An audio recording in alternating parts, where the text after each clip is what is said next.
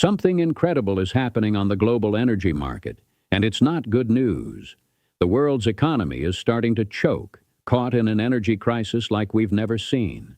A brand new explosive conflict in the Middle East has just slammed the door on the Strait of Hormuz, one of the most critical oil choke points on the entire planet. All of a sudden, the tankers have just vanished. An average of 20 million barrels of oil per day, which is a mind-boggling quarter of all oil traded by sea, has been wiped off the market overnight. The reaction has been as swift as it is brutal. Global oil prices haven't just climbed.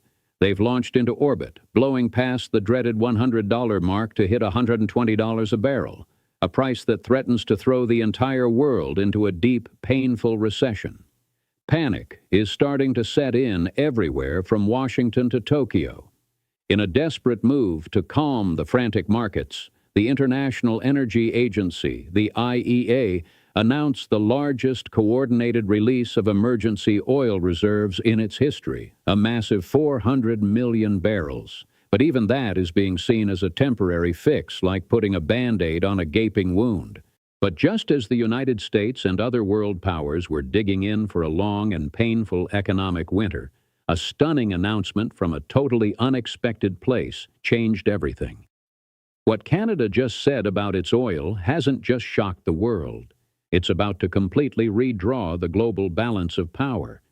While other nations were draining their precious emergency savings, Canada, the quiet energy giant up north, declared it was opening the floodgates.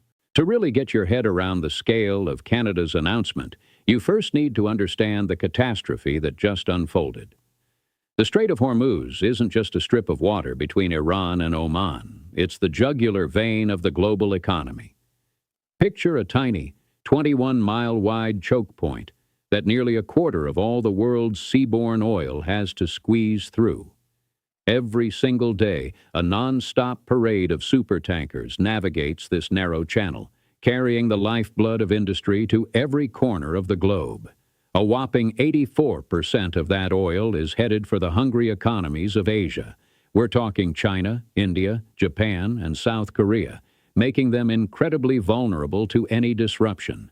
So when the conflict blew up and the strait was declared a no-go zone, it was like a massive heart attack for the global circulatory system. The 20 million barrels a day didn't just get delayed, they stopped cold. For countries like Iraq, Kuwait, and Qatar, their main highway to the world market was suddenly gone. Even giants like Saudi Arabia and the UAE, who have a few bypass pipelines, saw their main export artery clamped shut. The fallout was instant. Brent crude, the international oil benchmark, rocketed from a stable $65–80 range to over $120 a barrel in what felt like a heartbeat. And that isn't just a number on a trader's screen. It's real economic pain for billions of people. For you and me, it means eye-watering gas prices that make the daily commute a nightmare. It means your heating bill is about to go through the roof. For businesses, it's a code red. Airlines, shipping lines, and trucking companies are facing crippling fuel costs. The fear of stagflation, that toxic mix of zero growth and runaway prices, is suddenly very real. Into this chaos stepped the IEA. Made up of 32 of the world's biggest energy-consuming nations, the agency hit its big red button, a coordinated release from its members' strategic petroleum reserves. The scale was historic. A staggering 400 million barrels were promised to the market, more than double the record-setting release after Russia's 2022 invasion of Ukraine. The U.S. pledged a huge chunk from its salt caverns in Texas and Louisiana, and Japan promised to unlock its own massive reserves.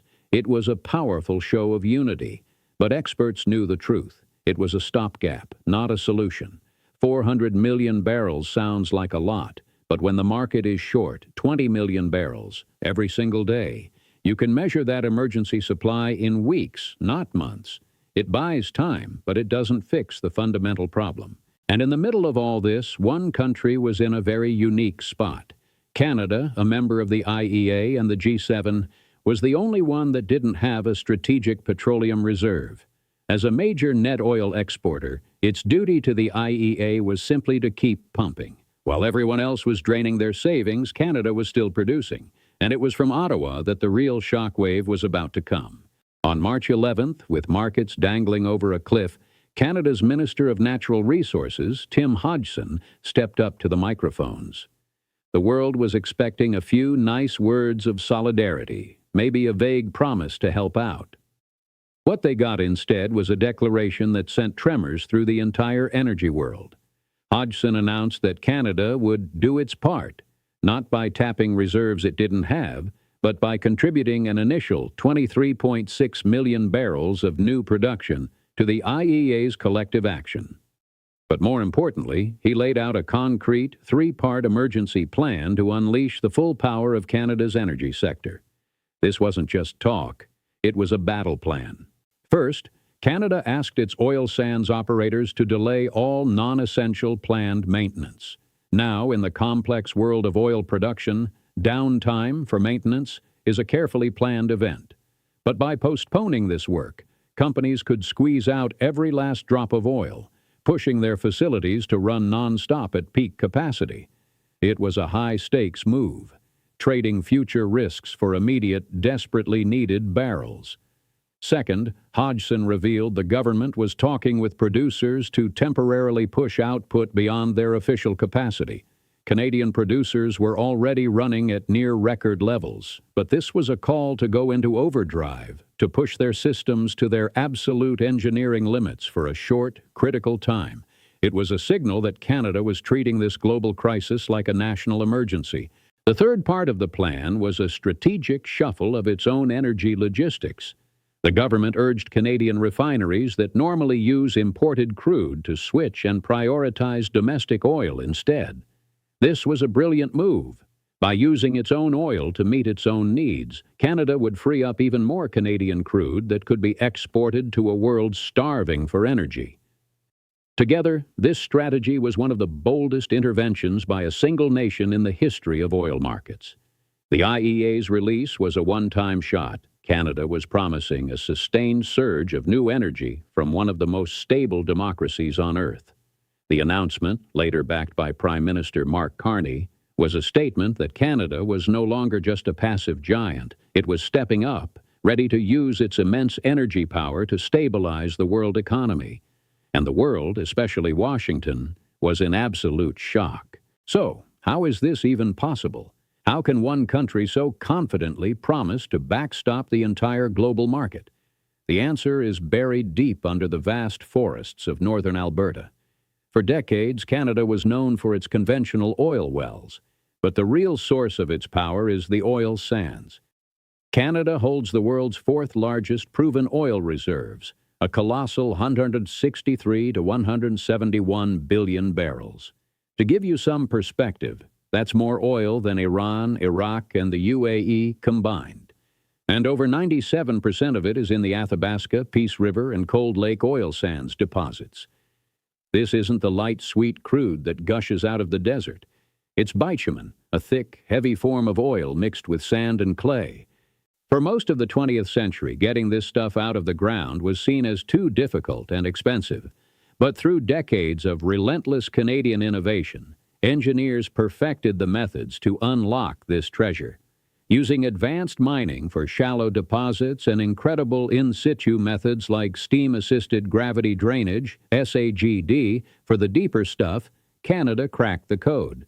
What was once a geological curiosity became one of the largest and most reliable sources of oil on the planet.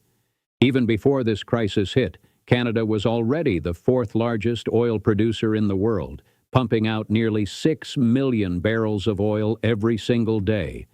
About 4 million of those barrels were exported, with around 97% of them going to a single customer, the United States. It was a comfortable but ultimately limiting relationship. This immense, developed, and technologically advanced resource is the foundation of Canada's new power. When Minister Hodgson made his announcement, it wasn't just a hopeful promise. It was a calculated move based on proven capacity. The sleeping giant of global energy was finally waking up. Having all that oil is one thing, but being able to get it to a world in crisis, bypassing the very choke point that caused the chaos, is something else entirely. This is the second pillar of Canada's newfound power, and its name is the Trans Mountain Expansion, or TMX. For years, Canada's energy ambitions were held back by a simple fact. Its oil was landlocked in Alberta, and the only easy way out was south to the U.S. This dependence limited Canada's customers and its geopolitical influence. But all that changed in May of 2024. After years of political fights and construction nightmares, the Trans Mountain Expansion was finally finished. This wasn't just another pipeline. It was a nation-building project that created a modern energy artery capable of moving 890,000 barrels of oil per day from Alberta across the Rocky Mountains to the Pacific Ocean. Suddenly, Canada was no longer just a North American supplier. It was a Pacific power. The completion of TMX was the single most important strategic event for Canada's energy sector in a generation. For the first time, it gave Canada large-scale, direct access to the booming markets of Asia and beyond. Buyers in China, India, and other Asian countries, who were almost entirely dependent on tankers from the Persian Gulf, now had a direct line to a stable, reliable, democratic supplier. Before the Hormuz crisis, the pipeline was already proving its worth, running at nearly full capacity. But in the context of this new conflict, TMX's strategic importance has multiplied 1,000-fold. While a quarter of the world's seaborne oil was trapped, Canada's 890,000 barrels per day of Pacific-bound crude were flowing freely. It is a fire hose of oil pointed directly at the heart of global demand, completely insulated from the conflict zone. This is what truly shocked Washington. For decades, the U.S. enjoyed its position as the almost exclusive buyer of Canadian oil, which gave it huge energy security and market leverage. TMX changed that forever. Canada now has options. It can sell to its partner in the South, or it can sell to energy-hungry nations in Asia willing to pay a premium for security. The government of Prime Minister Mark Carney, which has taken a more openly pro-industry stance, immediately grasped the power of this new reality. TMX was no longer just a piece of infrastructure. It was Canada's golden ticket onto the world stage. Canada's stunning move wasn't just about today. It was about signaling a much bigger future. Even as the world was trying to process the emergency plan, news started to leak about an even more audacious move.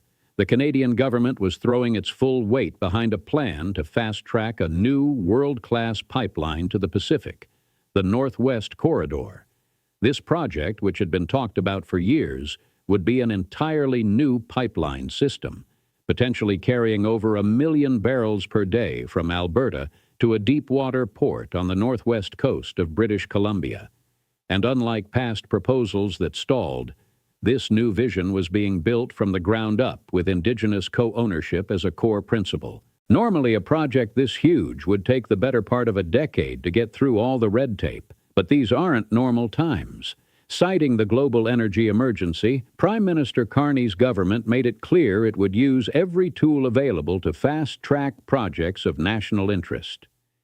The federal government and Alberta are now working together with a goal to deliver a full project submission to the Major Projects Office by July 1, 2026, a timeline that would have been unthinkable just a few months ago. The message was crystal clear. Canada isn't just going to be a reliable supplier for today's crisis. It's building the infrastructure to be the dominant, stable energy supplier for decades to come. This move sent a powerful signal to global investors. The short-term production surge was one thing, but fast-tracking the Northwest Corridor was a long-term declaration. It told the world that Canada's commitment to energy security was generational. This wasn't a one-time response.